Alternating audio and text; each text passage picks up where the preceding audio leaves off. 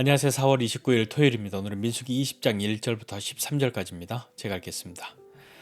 첫째 달에 이스라엘 자손 곧 온 회중이 신 광야에 이르러 백성이 가데스에 머물더니 미리암이 거기서 죽음에 거기에 장사되니라. 회중이 물이 없으므로 모세와 아론에게로 모여드니라. 백성이 모세와 다투어 말하여 이르되 우리 형제들이 여호와 앞에서 죽을 때에 우리도 죽었더라면 좋을 뻔하였도다. 너희가 어찌하여 여호와의 회중을 이 광야로 인도하여 우리와 우리 짐승이 다 여기서 죽게 하느냐. 너희가 어찌하여 우리를 애굽에서 나오게 하여 이 나쁜 곳으로 인도하였느냐. 이곳에는 파종할 곳이 없고 무화과도 없고 포도도 없고 석류도 없고 마실 물도 없도다. 모세와 아론이 회중 앞을 떠나 회막문에 이르러 엎드리매 여호와의 영광이 그들에게 나타나며 여호와께서 모세에게 말씀하여 이르시되 지팡이를 가지고 내 형 아론과 함께 회중을 모으고 그들의 목전에서 너희는 반석에게 명령하여 물을 내라 하라. 내가 그 반석이 물을 내게 하여 회중과 그들의 짐승에게 마시게 할지니라. 모세가 그 명령대로 여호와 앞에서 지팡이를 잡으니라. 모세와 아론이 회중을 그 반석 앞에 모으고 모세가 그들에게 이르되 반역한 너희여 들으라.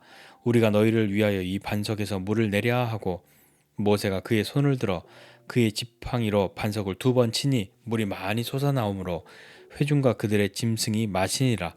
여호와께서 모세와 아론에게 이르시되 너희가 나를 믿지 아니하고 이스라엘 자손의 목전에서 내 거룩함을 나타내지 아니한 고로 너희는 이 회중을 내가 그들에게 준 땅으로 인도하여 드리지 못하리라 하시니라. 이스라엘 자손이 여호와와 다투었으므로 이를 무리바 하니라. 여호와께서 그들 중에 그 거룩함을 나타내셨더라. 아멘. 미리암이 죽습니다. 모세의 누나, 모세의 누이였던 이 미리암이 죽는데 이때는 지금 광야 생활의 거의 막바지에 다다르고 있는 그 무렵입니다. 시간이 많이 흘러서 이제 그 하나님이 말씀하셨던 그 40년이 거의 차가고 있는 그때쯤이죠. 그래서 이들이 지금 어디에 있냐면 처음에 광야에 들어와서 익숙했던 한동안 있었던 시작하였던 이 신광야 그리고 가데스 바네아에 다시 서게 된 것이죠. 이만큼 뭐 얼추 40년 가까이 광야 생활하고 난 뒤라면 이제 많이 성숙하고 또 어떤 변화들도 있고 그리하여서 뭐 사람이 나이가 드는 것처럼 믿음도 많이 자라나고 인격도 많이 성숙하고 그랬을 것만 같은 기대를 하게 되는데 과연 그럴지 한번 좀 같이 찾아보면 좋겠습니다. 이제 하나님이 말씀하신 대로 여호수아와 갈렙을 제외하고 이 출애굽할 때의 어른이었던 사람들 그들은 이 광에서 다 죽게 되는 그때를 만나는 거죠. 그러니까 미리암도 또 아론도 모세도 그들의 삶을 광야에서 마무리해야 합니다. 이제 그 시작과 같이 마치 그것을 알리는 듯이 이제 다 되었다는 듯이 미리암이 이제 죽음을 맞이하고 거기에 장사되었죠. 근데 이 백성들은 이 40여 년 가까운 시간 동안에 얼마나 더 성숙하고 성장하였을까요? 물론 그들이 광야에 들어가지 못한다라고 하는 말씀을 기억하며 살았을 수도 있고 에이 설마 그러겠어 라는 마음으로 살았을 수도 있는데 시간이 많이 흘렀지만 그들은 여전히 자기들의 필요 때문에 원망하는 일을 멈추지 않고 있습니다. 오늘 회중이 물이 없기 때문에 모세와 아론에게로 모여듭니다. 그리고 백성이 모세와 다투어 말합니다. 여기 다투다라는 말은 서로 뭐 때리고 치고 받고 싸웠다 하는 그런 것이 아니라 법적 용어거든요. 재판장에서 서로 고소하고 변론하고 하면서 다투지 않습니까? 그런 모습, 그런 다툼을 이야기하는 거거든요. 그러니까 네가 죄가 있다, 죄가 없다, 그런 것을 다투는 그 모습으로 다투어서 말하는데 백성들은 네가 잘못이다, 네가 죄가 있다라고 이야기하는 거죠. 그래서 어떻게 이야기하냐면요. 오늘도 이 백성들은 원망하고 있는데 모세와 아론과 다투면서 말하는 거죠. 원망의 이유는 물이 없기 때문입니다. 이 광야의 물이 참 중요한데 뭐 오늘만 물이 없었겠습니까? 늘 그렇게 해왔던 것일 수도 있고요. 여하튼 물이 없기 때문에 그들을 향해서 모세와 아론을 향해서 원망하고 너희의 잘못이라고 이야기하고 있는 것이죠. 그러면서 아주 못된 말을 합니다. 이렇게 말하죠.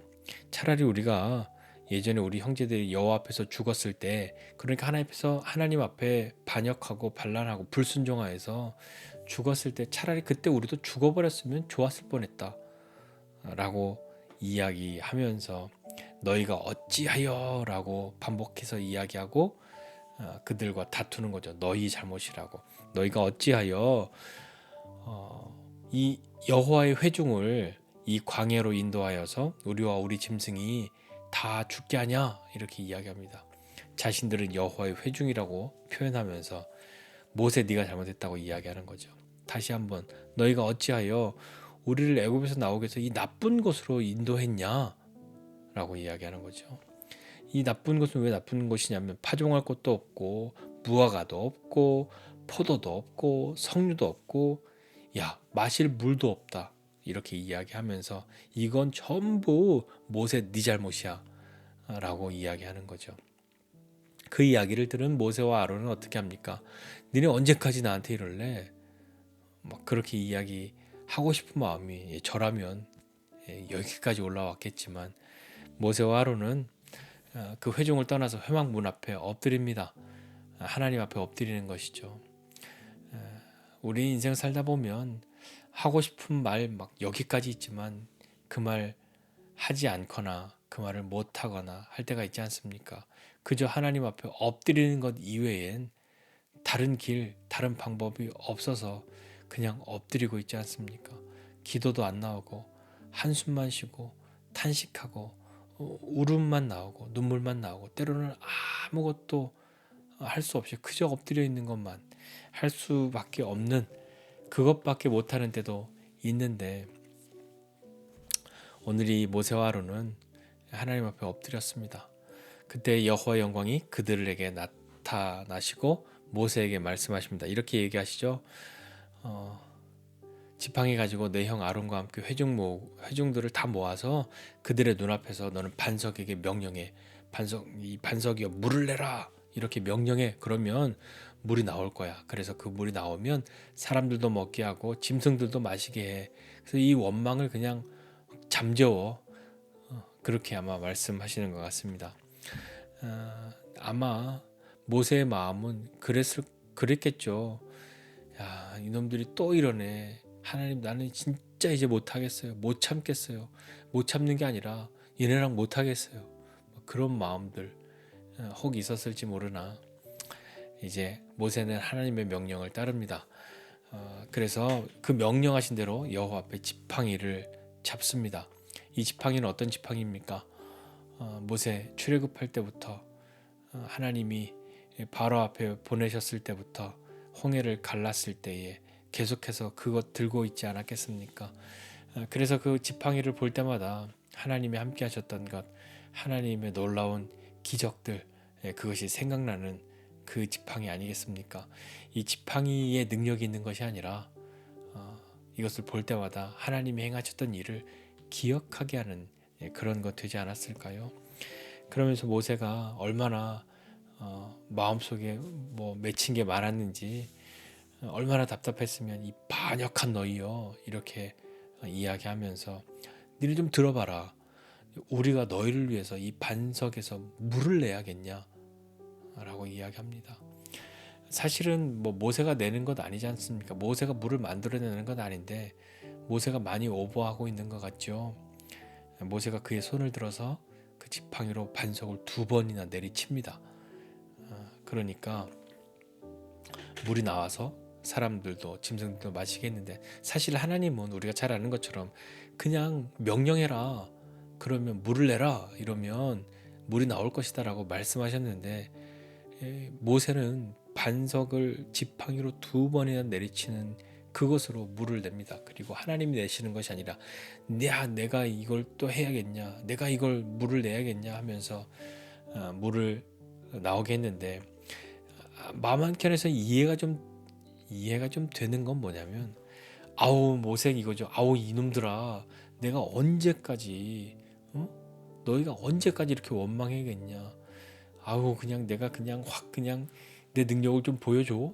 나 모세야. 막 그런 마음. 니네 나한테 자꾸 그렇게 원망하고 불평하면 안 돼. 그런 마음들이 혹 있었던 것은 아닐까요?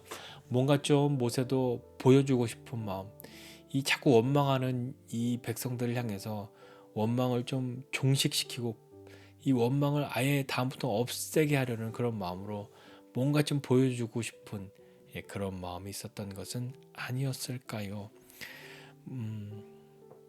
참 하나님이 이것을 기뻐하신 것이 아니라 모세와 아론을 향해서 이야기하시죠.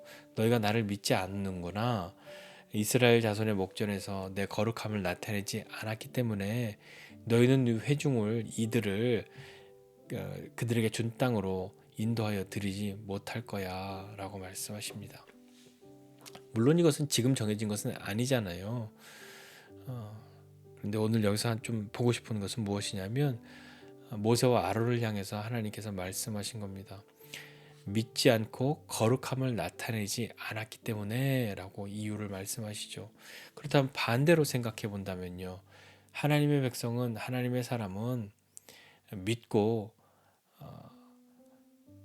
그 거룩함을 나타내는 사람이어야 한다고 그렇게 한번 보시면 어떠십니까? 우리의 삶에서 하나님을 믿는 그 믿음과 그 하나님의 거룩하심, 내 거룩함이 아니라 하나님의 거룩하심을 나타내는 삶을 살아야 하나님의 백성이고 하나님의 사람이라고 그렇게 한번 생각해 보면서 오늘 이 말씀을 좀 같이 보고 기도했으면 좋겠습니다. 사실 제가 지금 막 톤도 좀 올리고 막 그렇게 하고 있는 건 너무 졸립기 때문인데요. 여하튼요, 제가 졸립다고 여러분도 들을 때마다 또 졸리시면 안 되니까 오늘 말씀 보면서 하나님이 어떤 분이신지 한번 생각해보고 우리는 어떠한지 한번 좀 생각해보면 좋겠습니다. 늘 원망하는 이 백성들이 있습니다. 우리도 좀 믿음이 처음이었거나 연약하였던 때나 어린아이 같은 믿음이었을 때와는 다르게 좀 뭔가 성장하고 성숙했다라고 한다면 좀 우리도 변해야 할 텐데 뭐 우리가 변한들 얼마나 변했겠습니까?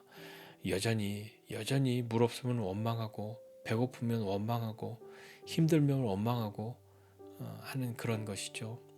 그 원망이 모세를 향해서 모세와 다투었는데 오늘 말씀을 보니까요. 맨 마지막에 이스라엘 자손이 여호와와 다투었다라고 기록하고 있습니다.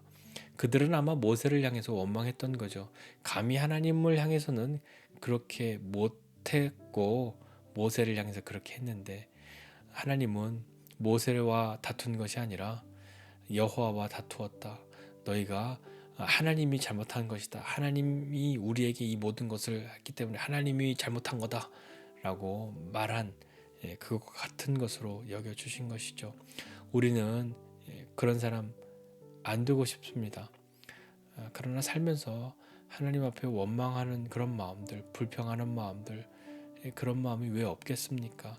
힘든 것을 토로하는 것에서 지나쳐서 그것을 이건 하나님 때문이야 라고 말하는 것이죠. 이건 모세 너 때문이야 라고 말했던 이스라엘 백성들과 같이 우리는 그런 사람 되지 말고 모세도 우리가 잘 아는 것처럼 하나님의 말씀에 순종하지 않았다 라고 평가하는 이 한 부분이 나오지 않습니까? 명령해라 라고 했는데 굉장히 액션을 취했죠. 그건 모세도 아마 답답하고 이 백성들을 그냥 확 이런 마음이 혹 있었을지는 모르겠습니다. 중요한 것은 말씀하신 대로 우리가 따르면 하나님은 하나님의 일을 하신다는 것이죠. 그러니까 오늘 모세와 아론을 향해서 하나님 말씀하신 것처럼 너희가 나를 믿지 않고 이스라엘 자손들의 눈앞에서 내 거룩함을 나타내지 않았다. 하나님이 그들을 세우시고 그들을 통해서 말씀하시고 일하시는 것은 하나님의 거룩하심을 나타내기 위하심인데 그러나 하나님은 하나님의 거룩하심을 빼앗기시지 않죠. 오늘 마지막 구절에도 13절에도 여호와께서 그들 중에서 그 거룩함을 나타내셨다 라고 하는 말씀으로 오늘 맺습니다. 하나님은 우리를 통해서 하나님의 거룩함을 드러내시고 나타내시기를 원하시는 분이시고 그것을 결코 버리시지 않는 분이십니다. 그러니 우리는 어떻게 살아야겠습니까? 하나님을 믿는 믿음으로 살아간다라고 하였을 때 하나님의 영광을 가로채거나 감히 하나님의 영광을 가로채지는 않지만 조금 쉐어하고 싶은 마음이나 그런 마음을 뒤로 하고 하나님의 거룩하심이 우리의 인생 가운데서 경험되어진다면, 그리고 우리를 통해서 드러나게 되는 그러한 때가 있다면, 그때는 전적으로 하나님 앞에 엎드리는 삶을 살아야 하나님 앞에 믿음으로, 그리고 사람들 앞에, 회중들 앞에, 백성들 앞에, 세상 앞에 하나님의 거룩하심을 나타내는 사람으로 우리를 세워주신 것 아니겠습니까? 세워주셨다면, 불러주셨다면 그에 합당한 삶을 살아야 하는 것이 저와 여러분 아닙니까? 오늘 이 말씀 다시 한번 또 잘 보시면서 하나님 저를 도와주십시오. 더 자라나는 믿음, 다시 그 자리로 돌아가는 그런 믿음 말고 한 걸음 한 걸음 더 자라나는 사람 되게 도와주시고, 하나님의 말씀을 잘 기억하고 믿음으로 믿고, 그리고 하나님의 거룩하심을 나타내는 그런 기회가 우리에게 왔을 때에 그것을 다른 것으로 바꾸지 않는 사람 되도록 은혜 베풀어 주십시오. 그런 저와 여러분 모두가 되시기를 주님의 이름으로 축복합니다. 기도하겠습니다. 하나님 아버지, 은혜와 사랑을 감사드립니다. 하나님 이 광야를 돌고 돌아 다시 처음 그 자리로 왔는데 여전히 원망하고 있습니다. 하나님, 우리도 그와 같은 사람 되지 않기를 원하는데 우리도 자신이 없습니다. 그러나 주님, 우리에게 은혜를 베푸시고 하나님과 더 깊은 사귐 가운데로 나아가 하나님을 원망하는 그런 삶에서 조금은 더 자라난 사람 되기를 원하오니 주님, 우리에게 은혜를 베풀어 주시옵소서. 그리고 하나님의 거룩하심을 나타내는 그 자리로 우리를 부르셨을 때에 기꺼이 하나님의 거룩하심을 가리우지 않고 빼앗지 않고 하나님의 거룩하심을 나타내는 사람 되기를 원합니다. 그 믿음 가지고 살게 하여 주시고, 하나님이 말씀하신 것 반드시 이루신다는 것을 기억하고 하나님의 백성으로 부름받아 거룩하신 하나님 섬기는 우리의 삶에서 그 하나님의 거룩하심을 경험하고 그 거룩하심 앞에 엎드리는 우리 되게 하여 주옵소서. 오늘도 우리에게 은혜 베풀어 주시길 원합니다. 감사드리고 예수님의 이름으로 기도드립니다. 아멘.